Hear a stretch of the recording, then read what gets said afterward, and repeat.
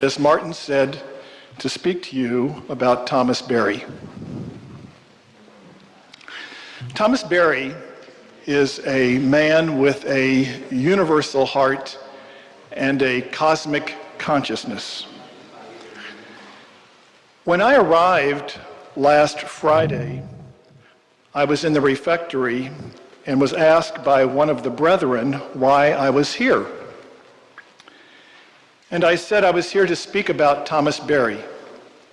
And his reply was, he's a radical. Now, Thomas Berry has not been translated into Italian or Spanish, as far as I know, and yet he has a reputation as a radical. Now, this being my first time to Rome as a passionist, and I heard Rome does not like radicals, I was a bit confused. But now being here in this room for 4 days with all of you and hearing our conversation, I realized that I am in a room full of radicals, and so Thomas Berry would feel quite at home here. And by radical, what I mean is a person who sees things from another perspective.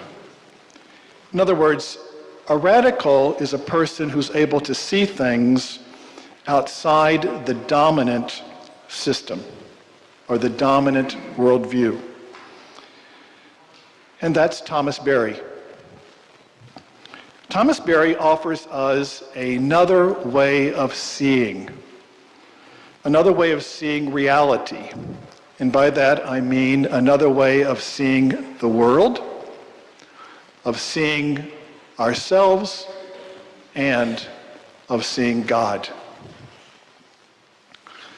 So Thomas Berry, as Martin said, is a passionist priest from the United States, but he and I are not from the same province.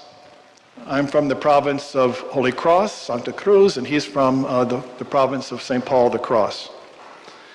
But the first time I met Thomas was in 1980, when he was still at a center that he had at our retreat house along the Hudson River, north of New York City, called Riverdale.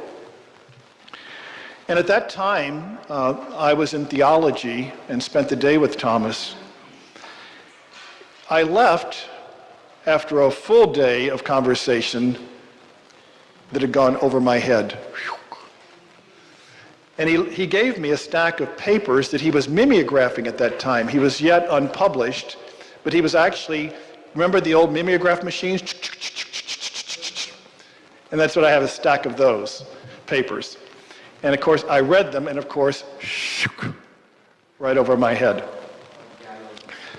But as Mirik said yesterday at the United Nations and in so many other places, Thomas Berry is greatly respected as one of the first, as one of the most eloquent, and as one of the most passionate voices for the earth.